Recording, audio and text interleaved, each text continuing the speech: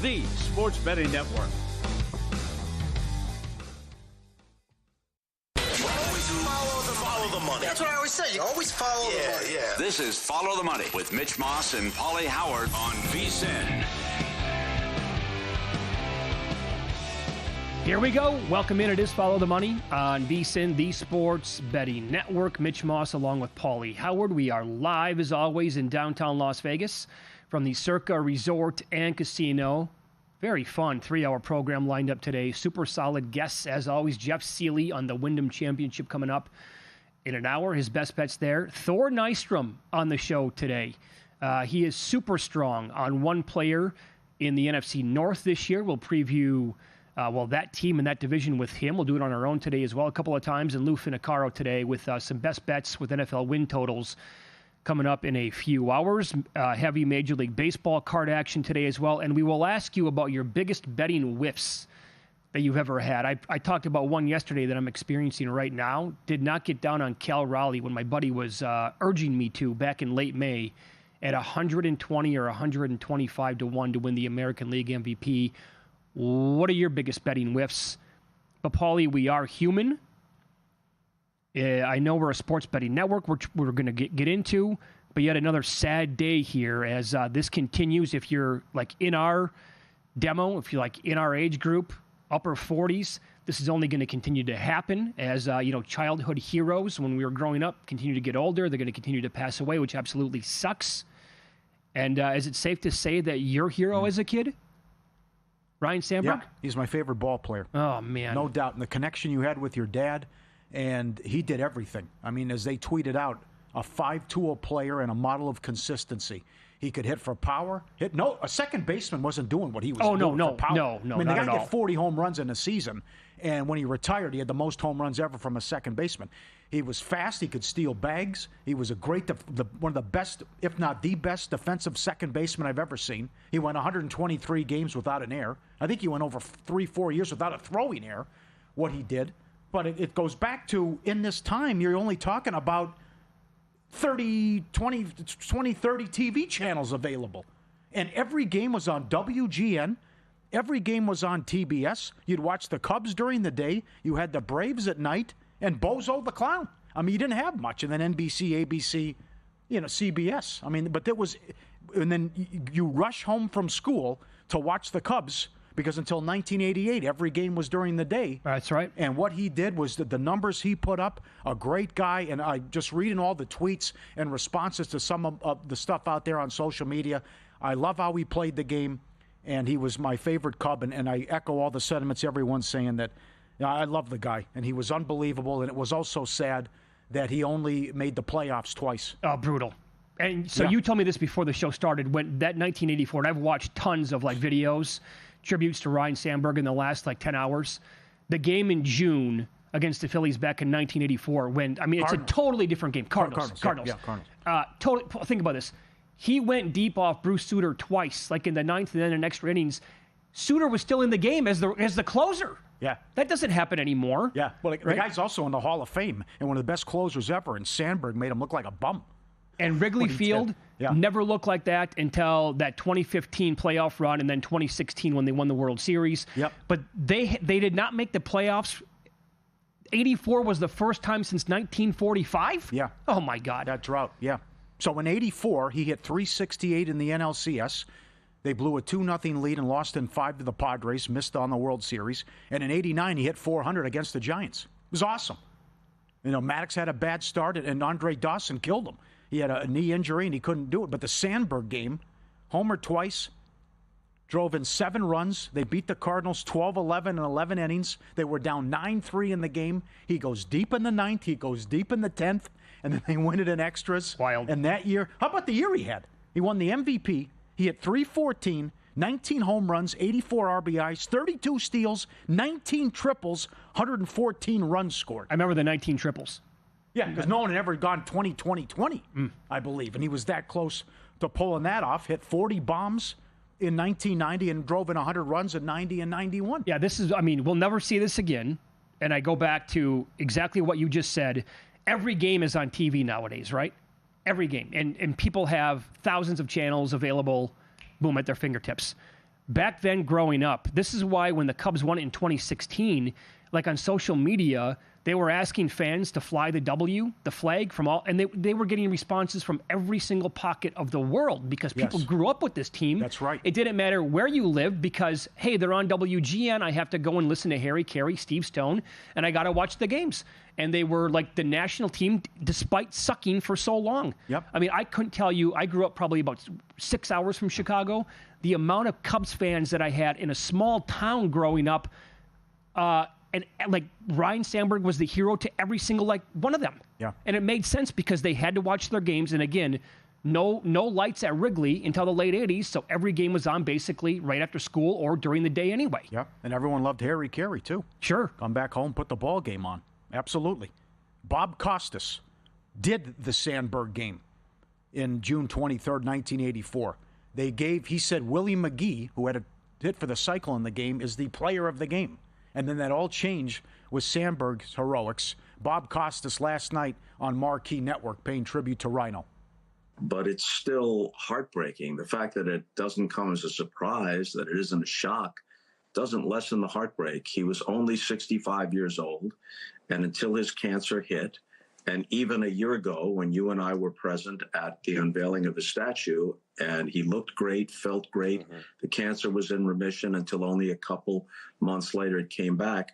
At that point, you're looking at a 64-year-old man, or there's some video of it with his wife, Margaret, and the big crowd outside Wrigley Field. And that scene right there, which meant as much to me that day as anything else you could have mentioned, that all the ball players, I guess Craig Counsell led them out, all the ball players in uniform, showing the generational connections that are almost unique to baseball, and the respect shown for one of the great players in the franchise's history. That was such a perfect day in every way. And we had reason to believe that Ryne had many, many good years ahead with his family, with his grandchildren, and then it came back, and it's terribly sad. It's a cliche when you say that, yes, someone was great at what they did, but they were also a wonderful person. And sometimes that's only partially true. Ryne Sandberg was a heck of a good guy. And it's just heartbreaking that his life should be cut short. Yeah, you can see it there. You could hear it obviously in the voice, getting super emotional with that. He was on that game in '84. What network? NBC Game of the Week. That game was the game of the week. That was the coming out party for the Cubs and Sandberg as well. Like, hey, they're for real. This is real. something. Did you see that Wrigley that day? Mike Palm said it's the greatest game he's ever seen, regular season. All right. Regular season, he said. Okay. You're right about how the bleachers were going bananas. Oh, my God. They were erupting the entire time. Yeah, and then Dave Tooley retweeted it, and Mike Palm sent it to me as well. I think it's Baseball Nut. Just look at Dave Tooley on X. There's actual footage of the 4 minutes with Harry Carey on the call and how they got a standing ovation going into the bottom of the ninth because they were down 7-1 and 9-3. And it battled all the way back because they were the lovable losers and a joke at that point. And here they are making the playoffs. A guy I also loved his game, Mark Grace. You examine the offense and defense, you'll find some years when he was the best player you've ever seen in your life. Wow. I agree. Wow. I agree. And I love that Harry Carey would go to bat for him all the time. And even John Miller and Joe Morgan would do Sunday Night Baseball on ESPN, and they invite Harry in the booth where he'd go tell Joe to his face, Sandberg was a better ball player. Oh, sure he would. Harry didn't care. Oh, he did. Never cared. Sandberg's the best second baseman I've ever seen. Right to Morgan's face. He goes, it's how I feel about it. I agree with Harry. 65 years old. Damn, that's way, way too young. Yeah, that's a stinks, man. Yeah, the week. Go back to our childhood and how everyone watched the Cosby Show. We lose Theo, Malcolm Jamal Warner, Hulk Hogan, Ryne Sandberg, Ozzy Osbourne. I mean, that's hardcore mid-'80s right there in the face. What a 10-day stretch. Baseball this year, biggest names likely to be traded. The deadline's coming up in 2 days. This is per John Heyman. Stephen Kwan from the Guardians on the list. Good ball player. Dylan Cease rocked again last night. Yeah. Pulled after 4 2/3, hit on the hand. X-rays came back negative. Same thing with Suarez. He was hit on the hand. X-rays came back negative there. Zach Gallen, Merrill Kelly, Charlie Morton went today for the O's. By the way, suddenly the piping hot Baltimore Orioles. Toronto can't get anybody out. Do they change their mind with this young offense now? Really get it together here lately? Yeah. And then Robert from the White Sox as well. Yeah. Now, this is interesting. ESPN.com today, they wrote about a bunch of teams and players that could be on the move that they would like to see happen. And David Schoenfield wrote that he wants to see the Orioles trade Ryan O'Hearn and Ramon Laureano to the Rangers. Now we're talking. Not bad. That would be huge injection right into that offense. Yep. If they could pull something like that off. Yep. Also, the Twins, possibilities here. The Twins trading Griffin Jacks and Willie Castro to the Phillies. The Pirates would land Keller from the Pirates, Duran from the Twins, both of them. That'd be big. I think they obviously need that. And how about this? The Guardians to trade Shane Bieber to the Cubs. Likely. And there'll be a lot of people looking at his rehab start and how that goes in the minors. Yep. And checking that out. Nice to pick him up, right? I would think. Yep. Give it a shot anyway. Weird night last night. Sanchez had nothing. DeGrom got rocked. Big dogs cashing all over. Astros can't hit. Lose again. Clase gets on the paid leave list. Whoop, they blow the game in the ninth inning. I got the Marlins. Palante turns into Cy Young. Yeah, you're right. Can't get a hit off the guy. Yep. Been absolutely terrible. Final week to grab our football special. Just $175. It expires Thursday night. Lock it in. Every best bet, every host, every guest. You get the NFL betting guide and the college guide that comes out next week. Become a subscriber and get it. Everything you want. The betting splits, the on-demand shows, and full access to Vsin.com tools, analytics, and betting systems. Lock it in. $175 through the Super Bowl. Vsin.com/subscribe. NFC North up next. I'll file this under the optimism category, but I have them at least 1 year away.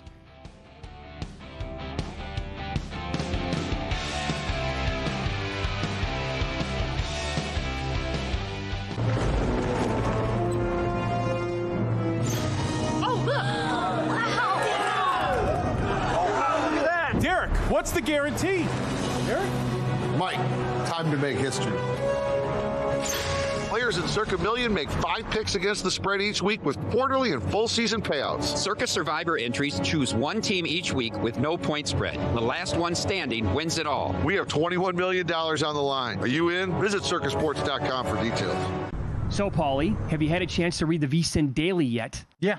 Came in at 3 a.m. What's Bill doing up that late? Well, rumor has it starts off with a 12-hour meditation session. Then he just pours himself over film and live TV, really focusing and taking it all in. Bill's in with the biggest insiders, talking trade secrets, strategies, the whole nine, absorbing the info. And then and only then can the writing process begin.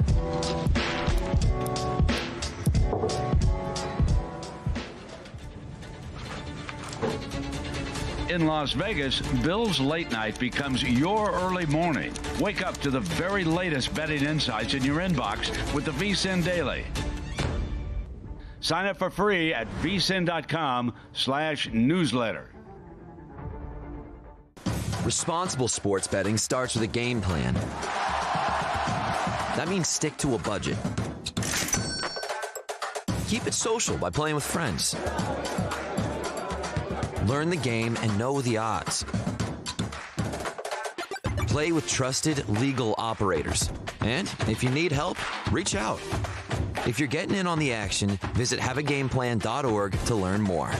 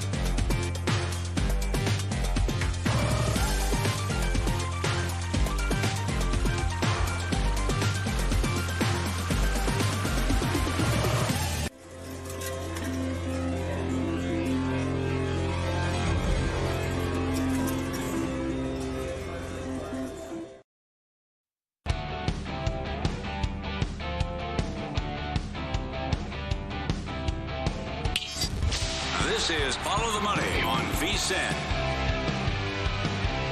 Paulie, the way the NFC North played out last year, it was one of, if not the best regular season divisions we've ever seen. Came down to that Sunday night game, Lions against the Vikings. The winner was going to end up with 15 wins. The other team was going to drop all the way to the 5 seed and it'd be 14-3 overall in the year. Think about that for a second. That might not ever happen again. And now we move into this year. And I will say this. There is some news today, actually plenty of it from this division. I'll start here. Adam Hoge tweeted this out. Now, I am not on the Bears. I think it's a year too early for the Bears. I like where they're going. You have to really like the chance they took with Ben Johnson as the new head coach. Like, that dude could have named his spot. He decided to go there and work with Caleb Williams. And today, Hoge tweeted out the quote from Ben Johnson, which is, quote, "I probably just see growth in Caleb Williams. He is so much more comfortable right now. Even yesterday, the walkthrough in terms of moving around. We go from the gun to under center to the tight ends are moving. The receivers are moving. We're adding more every single day. I told him this on the player day off. His process is really clean right now. I'm talking about how he's preparing. I'm really pleased with it. He's doing the work behind the scenes that no one else has seen, and we're starting to see the dividends being paid from it." End of quote, Ben Johnson on his second-year quarterback now, Caleb Williams in Chicago. That's good. You want to hear that stuff, though, right? Yep. That's like Luka Doncic saying, I'm going to go to the gym and completely flip my life around here and get a brand-new body. It's going to be, no matter what happens, I mean, you're going to get a major upgrade as soon when Johnson walked into the building after that debacle last year with the coaching staff. Also, on third down, it seemed every third down last year was a dump-off or a screen. And as Warren Sharp points out, they were 31st in success rate, 32nd in yards per attempt, and 32 in EPA on third down last year. And how horrendous they were on first and second down as well. So the pieces are there, the weapons are there, and I think the scheme will be there as well. It's a big ask, I think, to go from where they were at to all the way to the playoffs, plus in that division. But let's make it look like a professional team and outfit this year. Totally agree. I want to, like this, the steps might be there. The foundation is being laid. And maybe this year, I think anyway, we're going to see like much improvement from the team a year ago. Everything you said about the former coaching staff and Eberflus in general is all spot on. It was one of the worst stats we've ever seen. And maybe they win like 9-10 games and maybe they make the playoffs. I'm not going to bet that. But I think next year is the year to maybe look at this team to say, now we're going to be a contender here in the NFC. This division is just too good. So I'm waiting on them. I did bet the Vikings over many weeks ago at 8.5 with their win total. And I'll give you this as well. Some more news out of this division. A couple of tweets here. Colton Pouncey watching the Lions today with their scrimmage. Starting offense and defense got the bulk of the work. Aiden Hutchinson was the best player on the field. Had him with 3 sacks, with a 4th the team didn't credit. He looks phenomenal.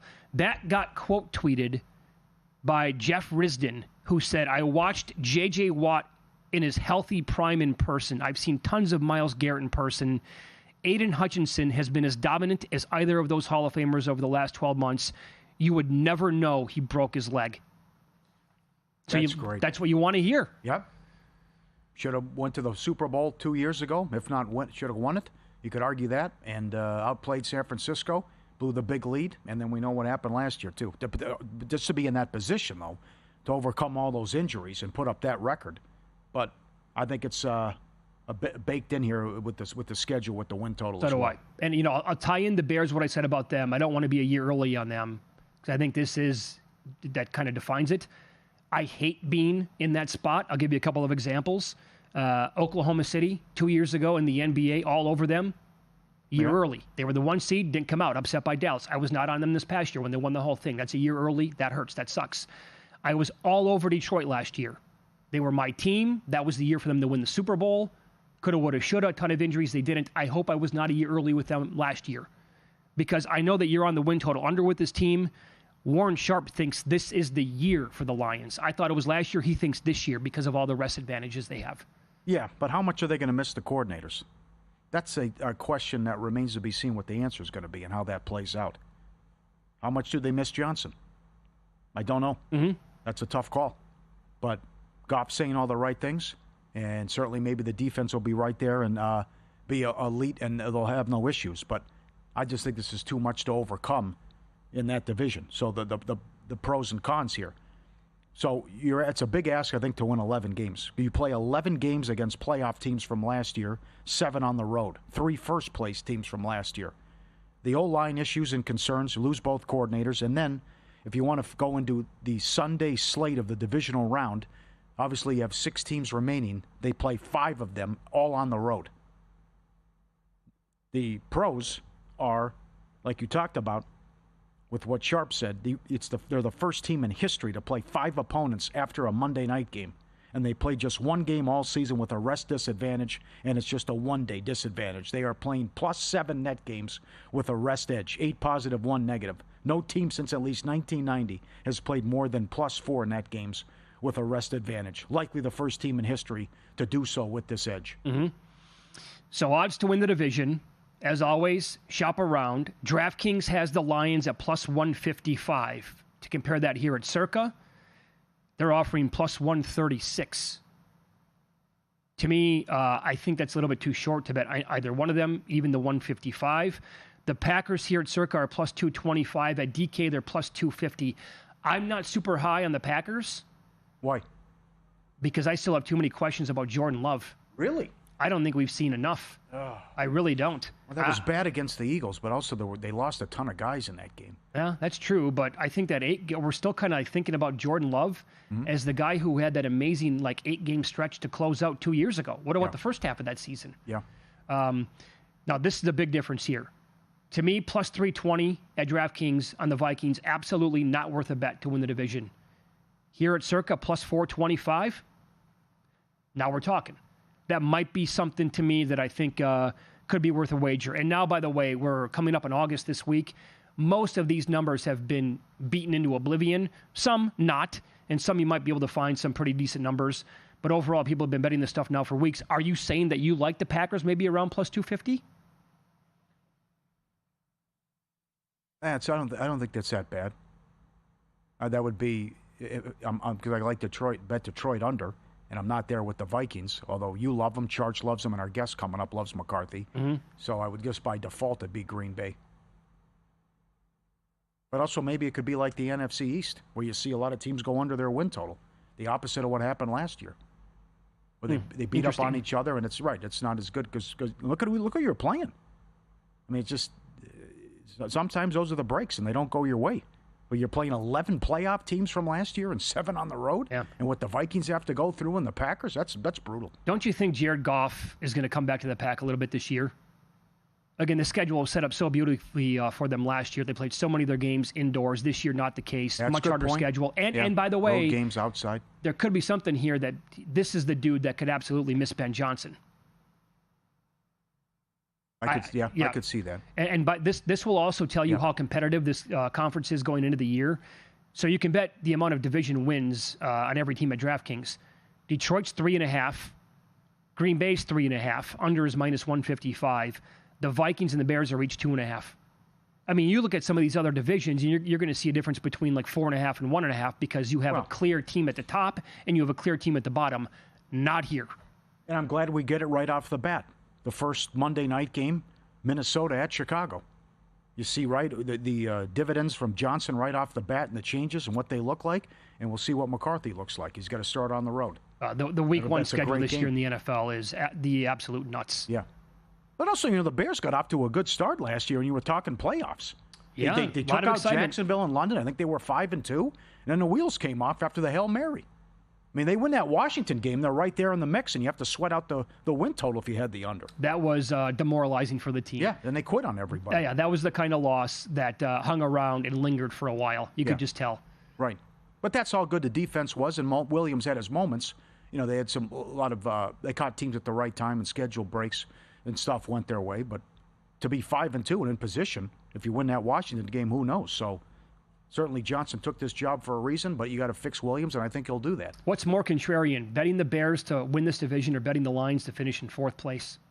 The numbers are almost the same. At DraftKings, Bears to win +475, Lions to finish in 4th place 5-1. Yeah, we got to get that up in Nevada too. All this stuff, you mean? Prop. No, will the team go first to worst? Yeah. That's a great prop that should be up. I think there's a path here with the Lions based on the schedule. I mean, they were maybe here's the thing, right? They had so many injuries last year. Maybe that completely flips this year. And if it does, then they're going to be a true Super Bowl contender. I mean, that dude that we just talked about, Aiden Hutchinson, was going to win Defensive Player of the Year last year. Mm-hmm.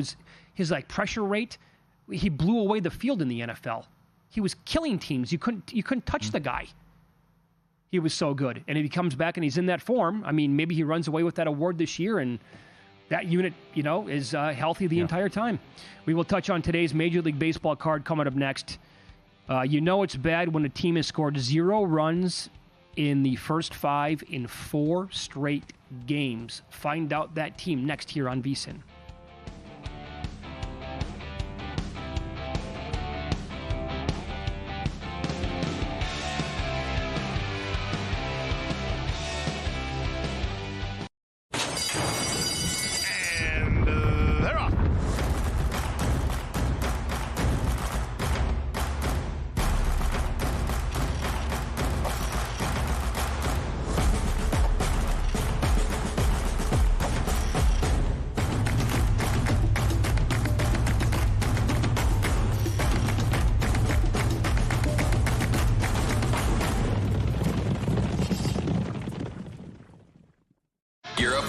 Season the sharp way with a Vsin Pro subscription.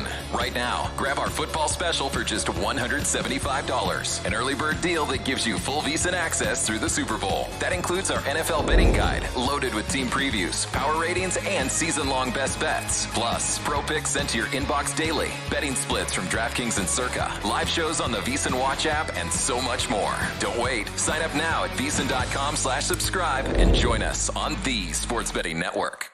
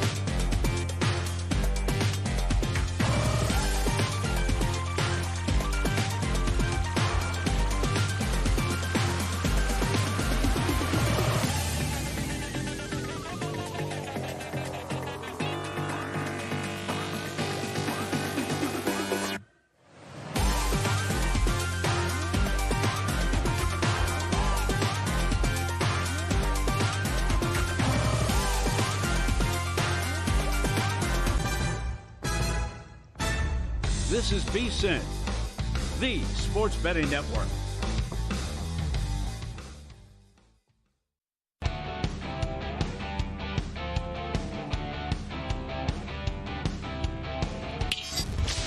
This is Follow the Money on Vsin. Coming up in 15 minutes, win some, lose some, and we'll ask you about your biggest betting whiff that you've ever had. Paulie's got a handful. I got a bunch. And what we mean by this is, again, Cal Raleigh, 125-1 to win the American League MVP. We've talked about that a couple of times here on the show this week. My buddy was like, late May, we have to bet this. Let's get down on it. I poo-pooed it, didn't get down. That's going to go down as an all-timer. Yep. Today's Major League Baseball. I was going to say, too, good one here from Michael that he sent in before the show in response to your tweet was Flacco, comeback player of the year. Absolutely. Total whiff. Terrible. Yeah. It's like I just refuse to believe a guy off the couch late in the season. Yeah, we'll give it to him over Hamlin, and the guy died on the field. Sure. That I thought it was set up for him as high as like a $4 favorite to win the award, and then he was 100-1 late in the year, and they give it to him, and the league's pissed off, and you know what they did afterwards. Yep. First 5 trends in Major League Baseball, Paulie. The Diamondbacks, 0 runs in the first 5 last 4 games. Yes. Hello. The Brew Crew, 19-5-8 last 32. How about that? Miz gets rocked early. They come back. They get to Boyd. They win the game last night. Roughed them up. Oh, what a start in that series for the Brew Crew last night. Yep. Big win. They are 14-1. They're the only team in Major League Baseball to play 30 games in the month of August. They're 14-1 at Caesars to have the most wins in that month. And they're like the opponents they have, right around 50% winning percentage. Very good. Very good. And Priester's been awesome for him. Yeah. So he goes tonight. But there's been some great numbers out here, especially with some overs. First 5. Yeah, I'll give you a couple more here. The Rangers, 19-7-2 in their last 28. The Braves, 7-16-5 last 28. Astros, 2-9-1 last 12. What was that last night? And the Pirates, this is wonky because you get a lot of pushes in the first 5. 1-9-10. Last 20 on the road. I guess if you're betting them plus half a run, they'd be 11-9 on the road going back. So those are some props there. What are you looking at tonight for the action? I think Eric Fetty's going to get lit up tonight, and I can't believe that Atlanta's going with him and how bad he was in St. Louis. His numbers, 3-10 with a 5.22 ERA, and Lugo, who's been on fire, and then they get him to the extension. He's $1.40 at home. Mm-hmm. You can find Fetty over 3 earned runs allowed.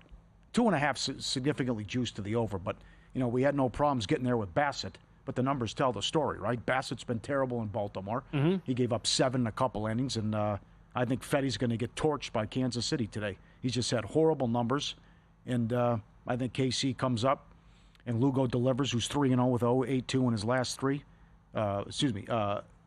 He's got better numbers than that, but Lugo gets it done, and they get the win, and they can pound him and go over that prop that's offered out there at Caesars, Will Hill, and also DraftKings. Mike Palm is on the show tomorrow. I wish that it was today, or Lugo was going tomorrow, I should say. Either way, it's one of his favorite bets to make every single time that he goes. Mike Palm bets Seth Lugo's props over 17.5 every time it's available at that number. Because the guy's like pretty much automatic for 6 innings, and it's 17.5 tonight. You got to lay about $1.45 in that game. Yep. And how about the Cardinals? 12-1 at home when Sonny Gray starts, and he's going against Sandy. And we'll see if they trade Sandy. I don't know what that was yesterday, but maybe the St. Louis is hard to figure out. But you can't get away from this record when this guy pitches at home. And 12-1 in his home starts. The run support's been there. And he's beat the Dodgers. He's had some good performances himself. You don't want him on the road. But take him at home, and they're $1.60 tonight against the Marlins, 7.5 the total. If you had a bet on it, where do you think he ends up? Boy, I don't know. How many teams want him? He's had a bad year. I'll give you the team. That would make some sense, actually. They're going to get Dylan Cease out of San Diego. Yeah. And the Padres should make a move for Sandy Alcantara. All right. That's the team. Okay. I think that would be a pretty substantial upgrade. Okay. I hope there's activity and movement, though. And a lot of teams need to pull the trigger and make some moves. And you know what we're doing with the late game. This is your big boy. Thanks to the listeners, the viewers who pointed it out. The Malinsky special came in. Kurtz, of course, had a couple hits. The guy's automatic. But the A's return home after a 10-game road trip. They lose. Seattle gets the win. And now for the A's, it's Severino. Severino at home.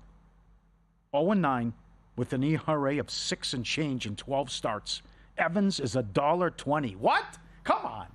How can he be that price? Yeah, and Naylor goes deep, right, too, last night. So immediately paying off with that acquisition. And now bad break, literally, with what happened with Suarez. But still, you're saying that Seattle, a lot of people say Seattle's going to do all they can to get him. It might be the number one destination. And you're going to point out here's $1.13 available. I can't believe this price. Right, it's right. I mean, this to me feels like the Marlins game last night against the Cardinals, though.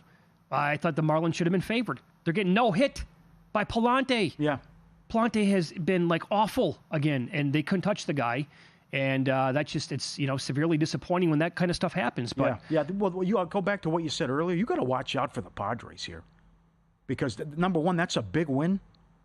But to have this record and you're 25th in runs per game, mm-hmm.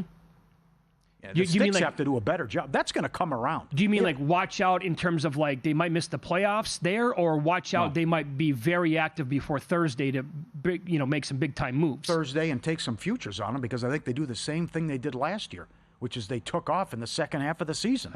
They're 23 and 16 in one-run games.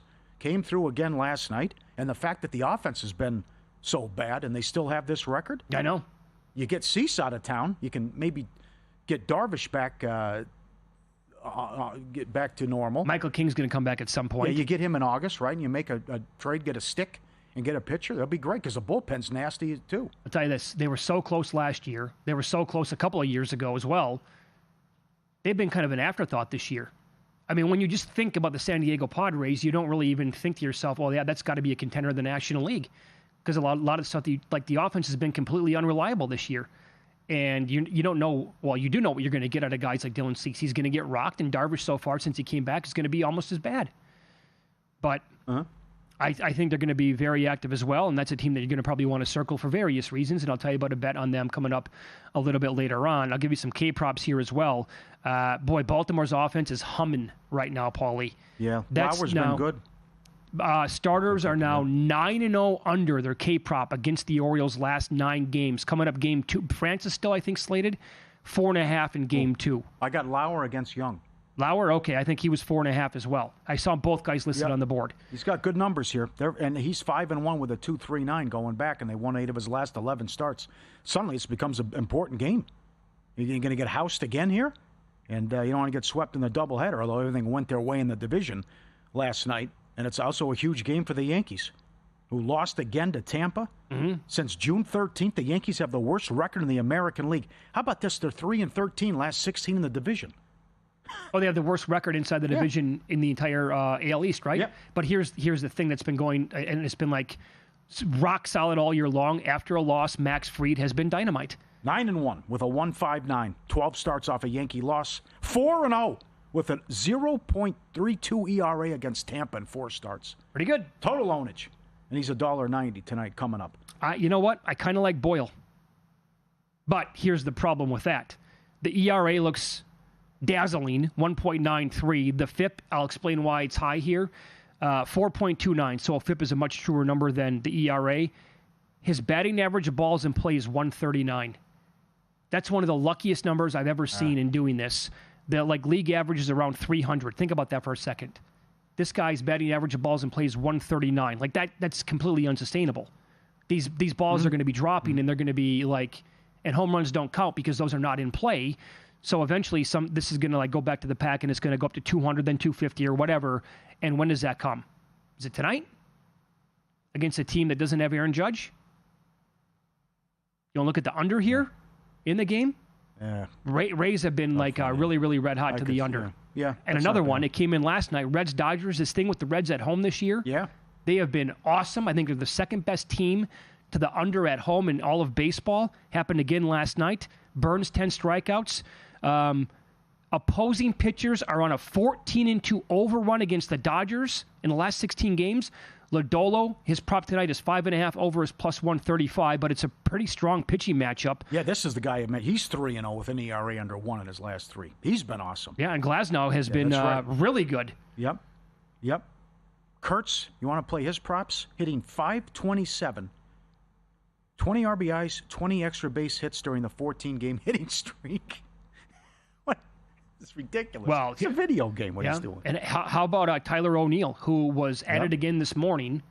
He had a big game in the Orioles' rout of the Blue Jays. Entering today's game, he was batting .539 in the last week with 3 home runs and 6 RBIs. And he was awesome again today. Yeah. Yep. I'm surprised you didn't mention how is Verlander $1.70? They're terrible. Worst record in baseball since June 13th. Mm-hmm. He has 1 win, yet he's $1.70? Touch high. There's no way I'm laying that number with him. Did you bet the other side? Okay, yeah, like the Pirates. They're playing well now, too. Pitching's been good. They won 6 of 7, yeah. Problem is it's Bailey Falter. Yeah. Well, you could be all right. All right, win some, lose some coming up next, and we'll ask you about your biggest betting whiffs. You decided not to make a bet for whatever reason, and you know what happened next.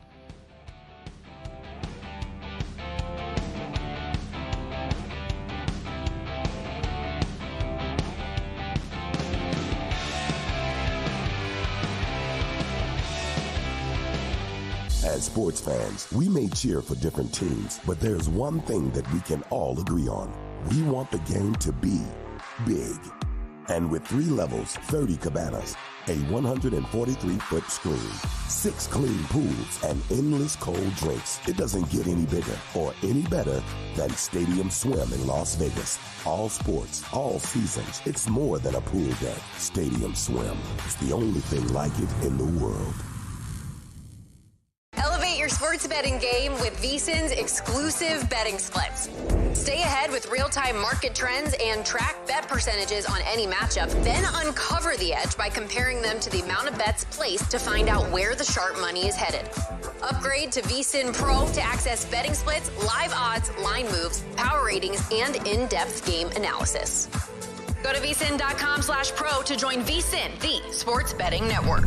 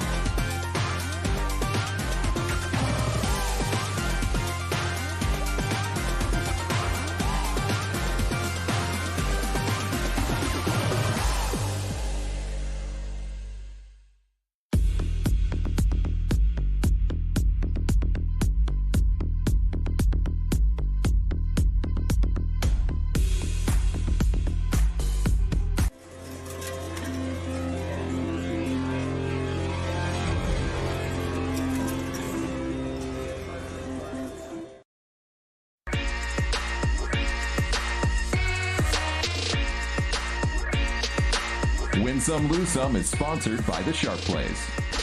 Were you a winner last night? Wow, winning. Or was it a rough one? Well, they can't all be winners, can they? Loser! You're a loser! Paulie Howard recaps the night in sports betting in Win Some, Lose Some. Daily specials in Major League Baseball. Most runs scored, Orioles 20-1.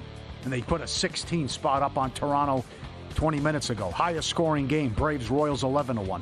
Most strikeouts, Burns 14-1. Got to 10 again. Yep, and I'm glad we mentioned this. No shutout in any game, plus 380 at DraftKings.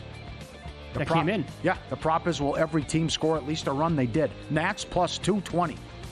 What's going on in Houston? One run. Unbelievable. Angels plus 185. DeGrom had nothing. How about that? Rockies plus 240. White Sox plus 195. Sanchez lit up. WNBA, the Wings plus 310. They were up 30 in that game, catching 8. and look at the over. Up 166 and over 166 and a half, bet up to 174, and it fell 174. I missed this yesterday. Kitayama 40-1 to win the golf as well. Yeah, guess who had it? Wes Reynolds. Of course he did. And a good job, Vsin, using that as promotion as well. Don't ever get left out, and Wes does it again. Subscribe, be part of the team, Vsin.com.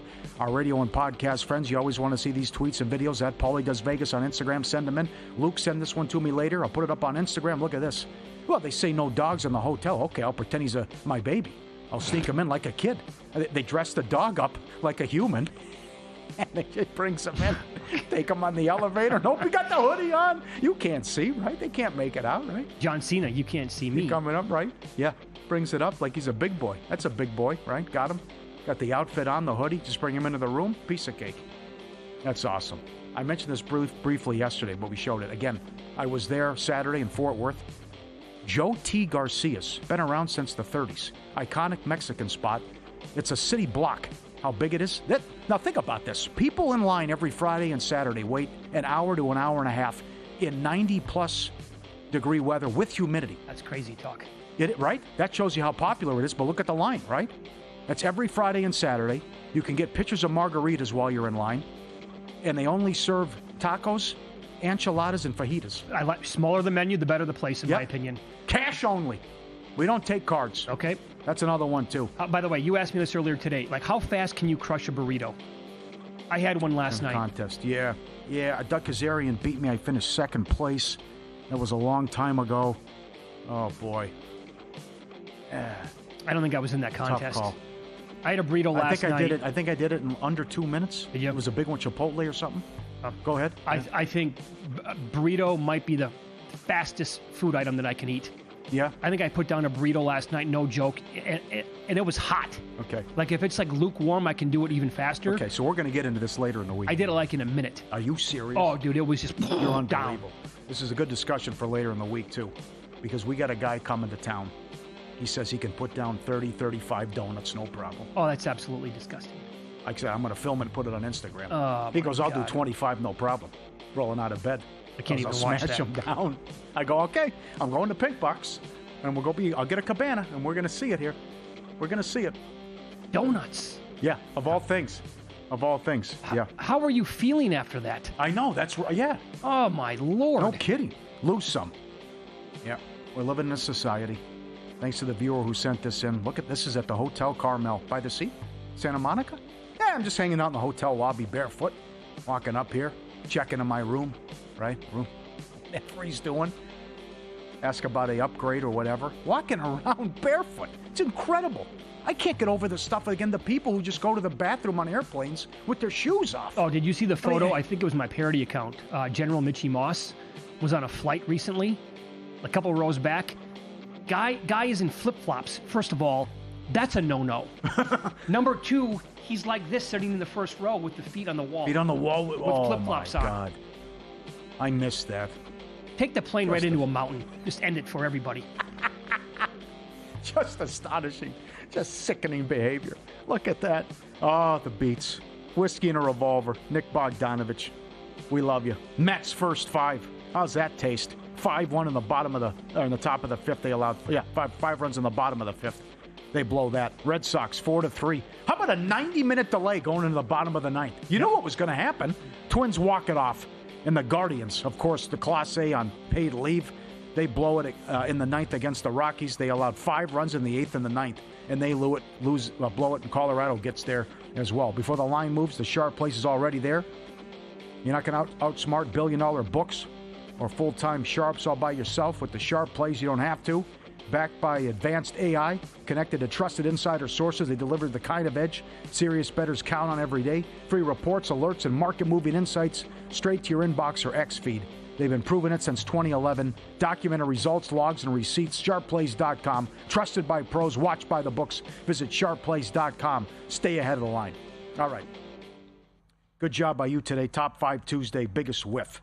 Biggest whiff you've had in light of your Cal Raleigh regretting what's happened here with the MVP. Good response, too, on the fly. I have to put Flacco on there as well.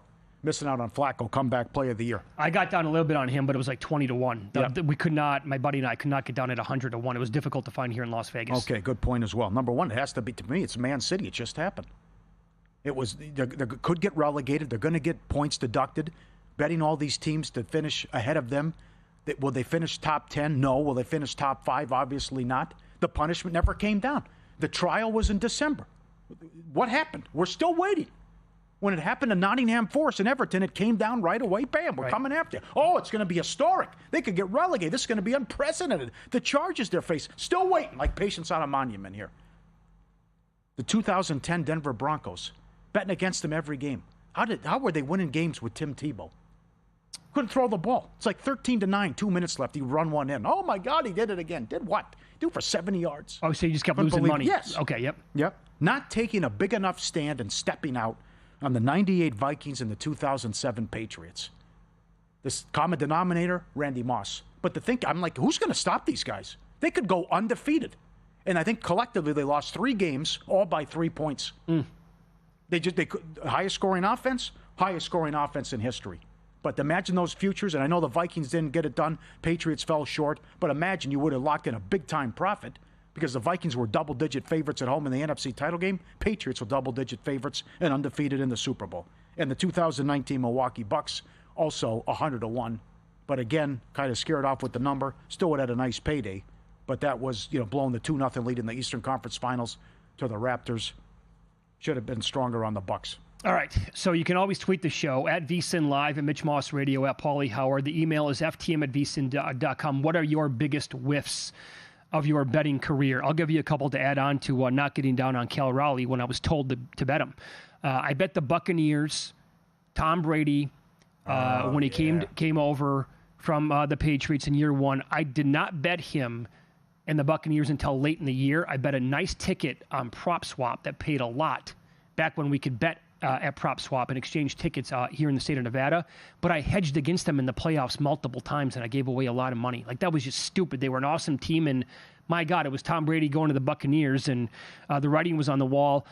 The Bartman game following it, Game 7. Yes. I had no money back in the early 2000s, but for me, I made a decent bet. If I would have had money, that would have been at the time my biggest bet of all time. Can't come back from something like that. And it was around the same time frame. This might be the all-timer. 2002, Game 7, Western Conference Finals. None of us knew that Tim Donaghy was involved in the series yet. But clearly watching Game 6, the referees, call it what you want, they had an impact, and they absolutely extended that series to go to a Game 7 because the Kings were the better team and they should have won in 5 or 6 games. I had such a small bet on the Lakers to win Game 7. It's embarrassing, but again, I had no money back then.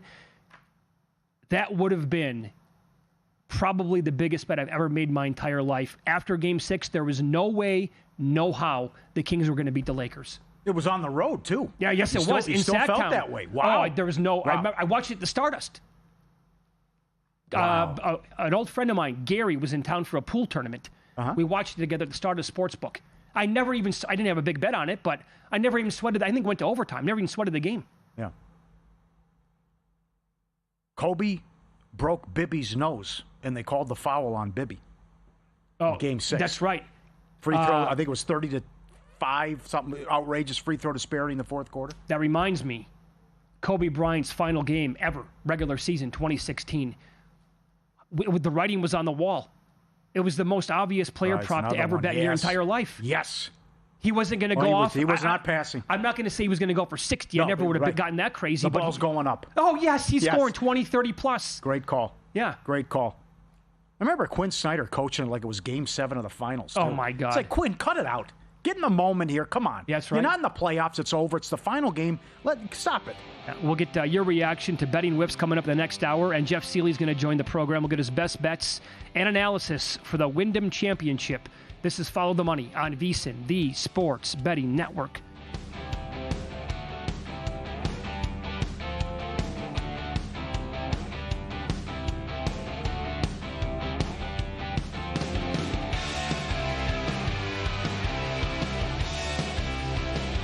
Introducing the $500 trifecta. Use your GBank Visa signature credit card within 3 months of account opening and